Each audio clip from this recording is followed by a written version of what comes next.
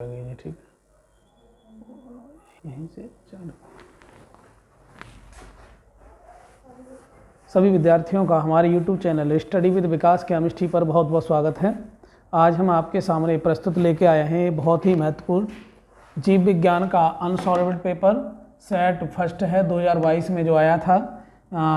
Set first 2022 में जो आया है, जिसका कोड जो होता है वो 348 GP है।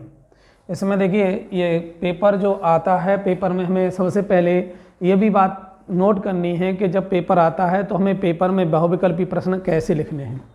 तो ज़्यादातर लोग लड़के जो होते हैं वो क्या करते हैं, गलतियां करते हैं, और गलतियां करने की वजह से उनके जो है ये 4 से 5 जो नंबर हैं वो कट जाते हैं। तो हमें इस बात का ध्यान रखना है कि हमें पेपर सॉल्व कैसे करना है, तो इसके बारे में चर्चा करेंगे।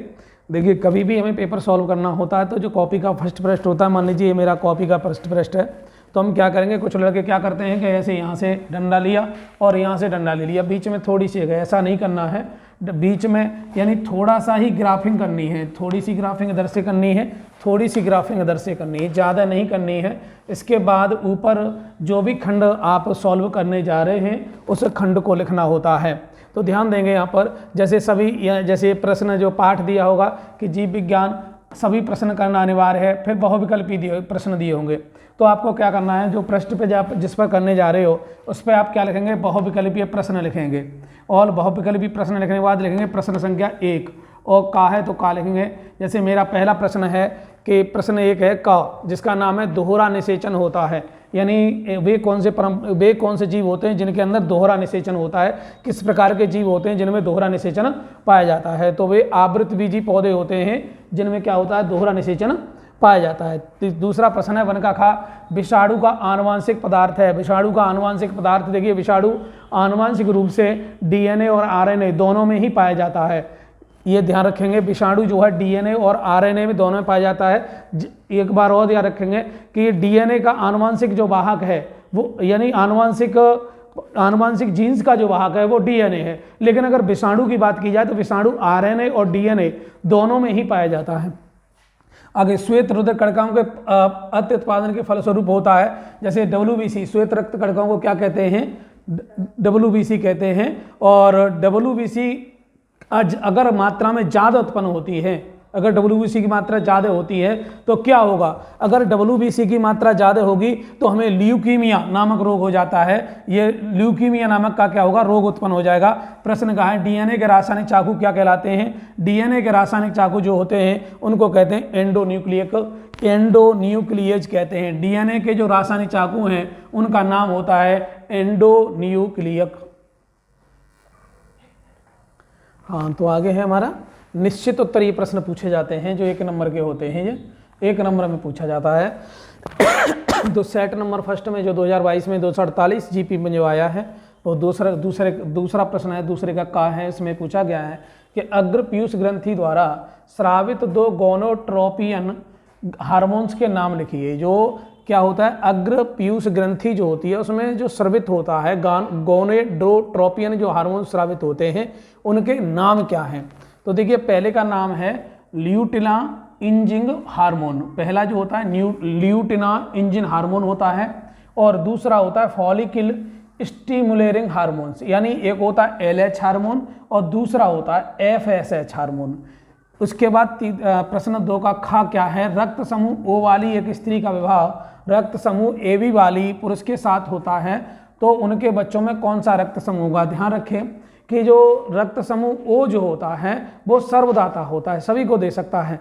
तो यहाँ ध्यान रखेंगे कि O का उस स्त्री के बच्चों पर कोई प्रभाव नहीं हुआ, O केवल क्या करेगा कि उन दोनों बच्चों में क्या करेगा, A और B, यानी क्या है, रक्त समूह O वाली एक स्त्री का रक्त समूह क्या है, O है, और पुरुष का रक्त समूह क्या है, B है, AB है। तो अगर दोनों का अगर विवाह किया जाता है तो जो उनके बच्चे हैं उनके बच्चों में जो रक्त समूह जो संभावित होंगे वो A और क्या रहेंगे, B रहेंगे।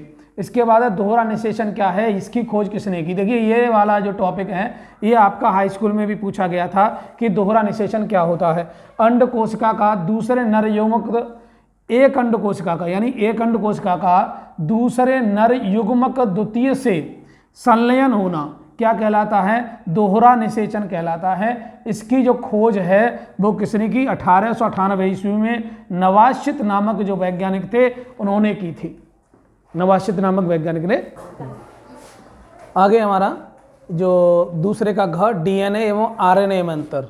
देखिए डीएनए को कहते हैं डीऑक्सी राइबो न्यूक्लिक अम्ल और आरएनए को कहते हैं राइबो न्यूक्लिक अम्ल। तो देखिए डीएनए और आरएनए में क्या अंतर है, पहले हम ले लिया डीएनए, इसे डीऑक्सी राइबो न्यूक्लिक अम्ल कहा जाता है, और इसको जो है इसको क्या कहा जाता है, इसे राइबो न्यूक्लिक अम्ल कहा जाता है।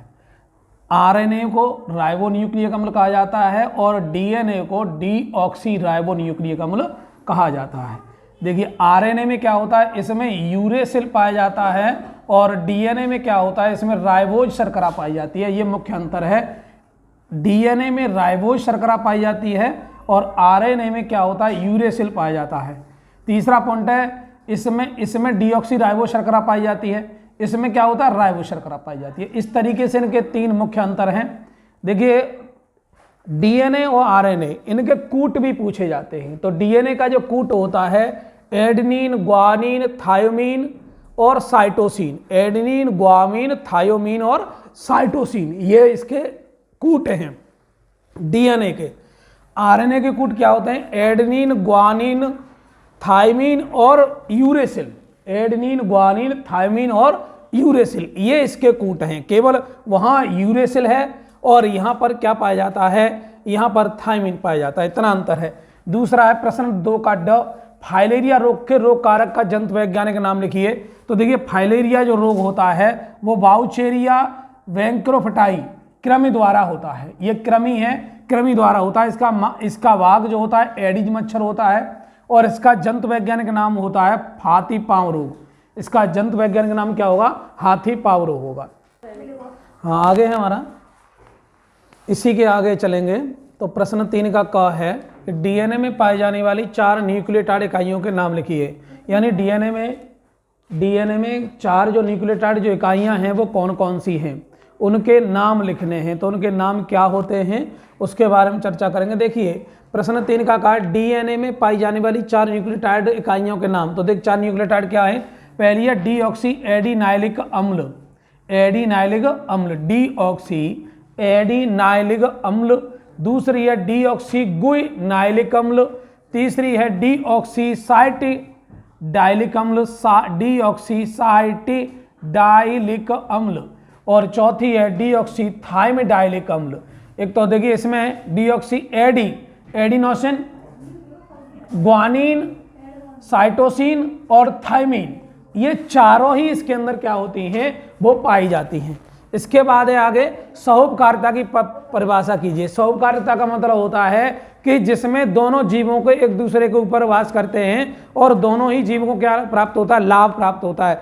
जैसे भैंस के पीठ पर जब बगुला बैठता है तो भैंस के जो जू या कलीले जो होते हैं, जो जू हो जाते हैं, उनको क्या कर देता है, वो खाता है। तो भैंस को उससे क्या लाभ है कि कलीले और जो उसके इंसेक्ट जो होते हैं उनसे छुटकारा मिल जाता है और बगुला का क्या हो जाता है, भोजन प्राप्त हो जाता है, और वह प्रक्रिया कहलाती है सहोपकारिता। तो इसमें क्या है कि यह सहजीवी संबंध है जिसमें दोनों प्रजातियां एक दूसरे से लाभ ग्रहण करती हैं, यानी लाभ ग्रहण करती हैं। इस तरह के पारस्परिक संबंध को सहोपकारिता कहा जाता है। जैसे भैंस की पीठ पर बैठा बगुला, इस तरीके से इसको हम सॉल्व करते हैं।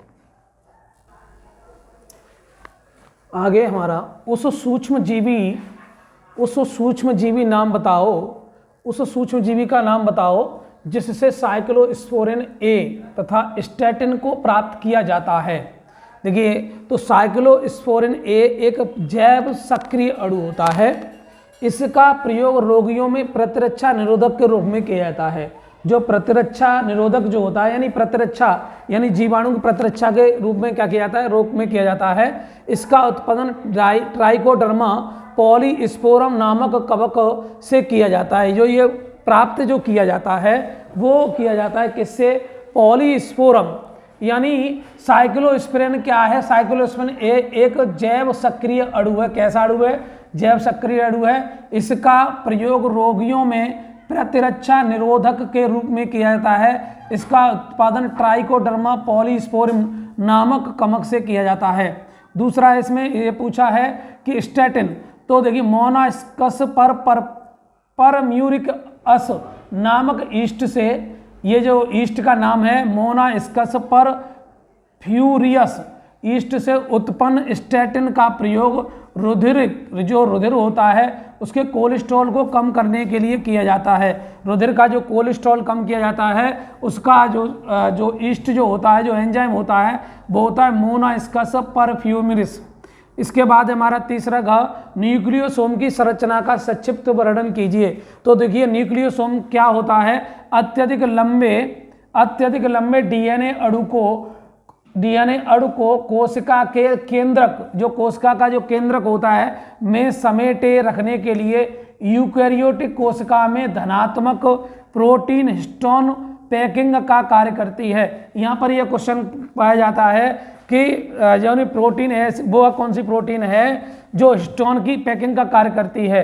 तो धनात्मक यूकैरियोटिक धनात्मक प्रोटीन्स जो होती हैं वो हिस्टोन में पैकिंग का कार्य करती हैं। विशिष्ट संरचना न्यूक्लियोसोम बनाती है और इनसे जो संरचना निहित होती है वो क्या बनाती है, प्रोटीन न्यूक्लियोसोम बनाती है। इसमें क्या होता है, H2A होता है, H2B होता है, H3 होता है, H4 होता है।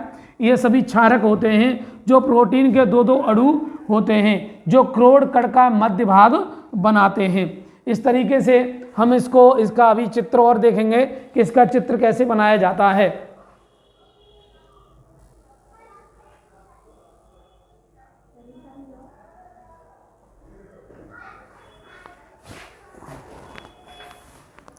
ये जो फिगर है, ये जो न्यूक्लियोसोम का फिगर है, इसको बड़े आसानी से आप बना सकते हैं। इसको बनाना सीख लें। ये गोला टाइप होता है, इसमें डीएनए जो है पाया जाता है। यहाँ पर डीएनए होता है और इसमें हिस्टोन ऑप्टोमर होता है और यहाँ पर क्या होता है, और ये जो होता है वो क्या है, हिस्टोन होता है। ठीक है, इस तरीके से डीएनए की जो है संरचना जो है बना ली जाती है। इसके बाद नेक्स्ट क्वेश्चन है